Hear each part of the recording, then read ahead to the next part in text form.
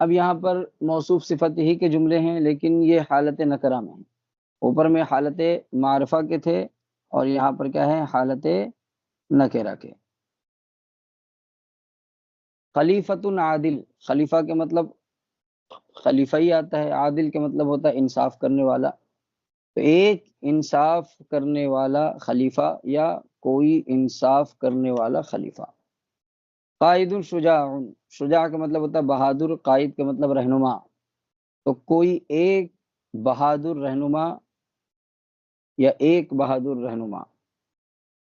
بلد اسلامی، بلد کا مطلب ہوتا ہے شہر، اسلامی کے مطلب اسلامی، تو ایک اسلامی شہر یا کوئی اسلامی شہر۔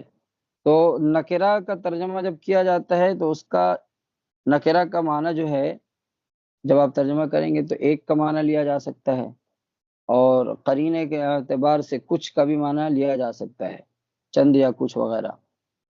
تو جیسا قرینہ ہو، قرینہ کے اعتبار سے ترجمہ کیا جاتا ہے۔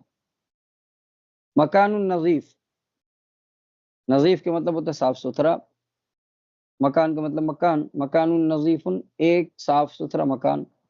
حی معروف، معروف کے مطلب ہوتا ہے مشہور، حی کے مطلب ہوتا ہے گاؤں، ایک مشہور و معروف گاؤں۔ لاعب ممتاز، لاعب کے مطلب ہوتا ہے کھلاڑی، ممتاز کے مطلب بہت بہترین، تو ایک ممتاز کھلاڑی۔ ملعب کبیر، ملعب کے مطلب ہوتا ہے میدان، کبیر کے مطلب بڑا، کوئی ایک بڑا میدان۔ مسبح صغیر، مسبح صغیر، مسبح جو ہے یہ سباحہ سے ہے، تیرنا، سبح یسبح سبحا سے اسم ظرف مسبح، تو مسبح صغیر، تو یہ جو ہے کیا معنی ہے اس کا؟ جہاں پر تیراکی کی جاتی ہے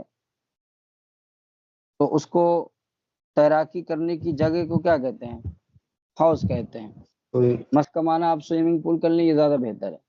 مسبح صغیر، لیکن چونکہ مسبح سوئمنگ پول اگر کریں گے تو صرف سوئمنگ پول میں تو تیرا نہیں جاتا ہے، بلکہ کیا کہتے ہیں نہروں میں بھی تیرا جاتا ہے نا، لیکن یہاں پر زیادہ بہتر معنی مسبح کا سوئمنگ پول کریں، زیادہ بہتر ہے۔ لیکن یہ معنی لازمی نہیں ہے کہ سوئمنگ پول ہی کو مسبح کا کہیں گے، یہ ضروری نہیں ہے، بلکہ جہاں پر جس پانی میں تیرنا ممکن ہو اس کو مسبح کہیں گے۔ تالاب کا بھی بول سکتے ہیں؟ ہاں، تالاب کہہ سکتے ہیں، سوئمنگ پول کہہ سکتے ہیں، اس کے بعد پھر حوض کہہ سکتے ہیں، نہر کہہ سکتے ہیں۔ سمندر میں کوئی نہیں تیرتا تو سمندر نہیں کہیے گا۔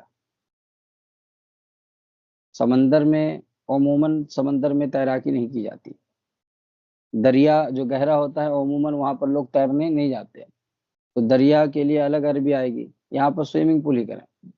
عامل النشیط، عامل کے مطلب ہوتا ہے کام کرنے والا، ورکر، نشیط کے مطلب چاق و چوبند، تو کوئی ایک چاق و چوبند کام کرنے والا۔ لحم طری، لحم کے مطلب ہوتا ہے گوشت کے، طری کے مطلب ہوتا ہے تازہ، تو کچھ تازے گوشت، یہ کر لیجئے یہاں پر کچھ ایک نہ کیجیے گا ترجمہ ہے۔ شاہد کاذب، شاہد کاذب، کاذب کا مطلب ہوتا ہے جھوٹا، شاہد کا مطلب ہوتا ہے گواہ، ایک جھوٹا گواہ۔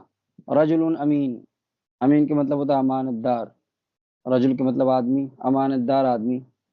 بیت جمیل، خوبصورت گھر، بیوت جمیلہ، کئی خوبصورت گھر، بیوت یہ بیت کی جمع ہے۔ سیدنا الصدیق الاکبر امام صادق، ہمارے سردار حضرت صدیق اکبر رضی اللہ تعالی عنہ ایک سچے امام ہیں۔ سیدنا عمر خلیفۃ عادل، حضرت سیدنا عمر فاروق رضی اللہ تعالی عنہ ایک منصف خلیفہ ہیں۔ عادل کے مطلب عدل کرنے والا، انصاف کرنے والا، اسی کو منصف بھی کہتے ہیں۔ سیدنا عثمان رضی اللہ تعالی عنہ رجل کریم، حضرت عثمان غنی رضی اللہ تعالی عنہ کرم فرمانے والے آدمی ہیں، کریم ہیں، ایک کریم آدمی ہیں۔ حضرت سیدنا علی رضی اللہ تعالی عنہ ایک بہادر شخص ہیں۔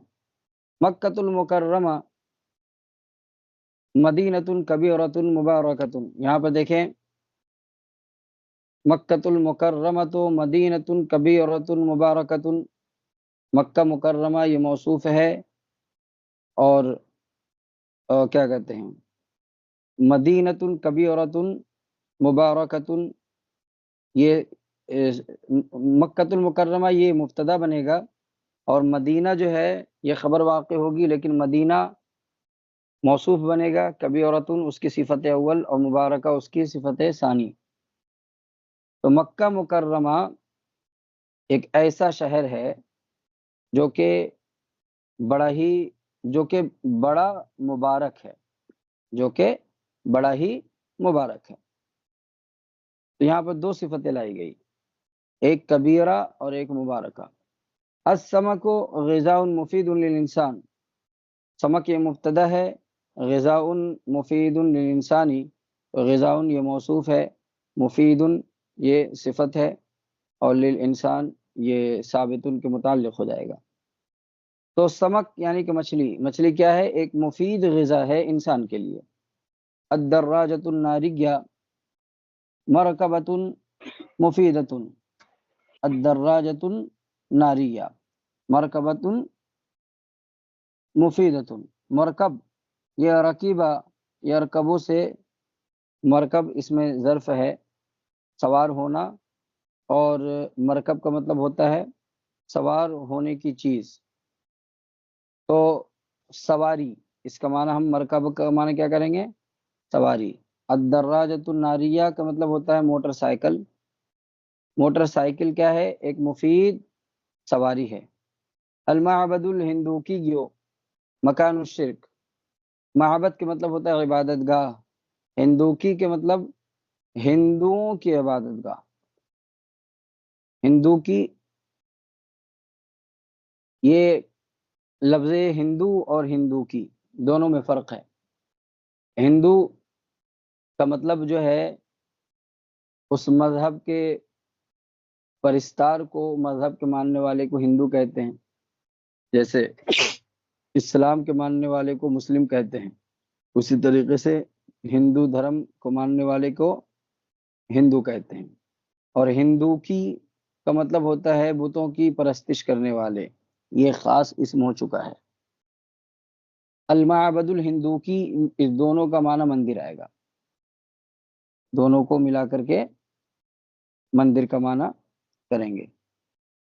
تو المعبد الہندوکی مکان الشرک، اس کا چاہے مندر کر لیجئے کہ مندر کیا ہے؟ شرک کی جگہ ہے، یا پھر المعبد الہندوکی مکان الشرک ہندوؤں کی عبادت گاہیں، ہندوؤں کی عبادت گاہ کیا ہے؟ شرک کی جگہ ہے، دونوں ترجمہ کر سکتے ہیں۔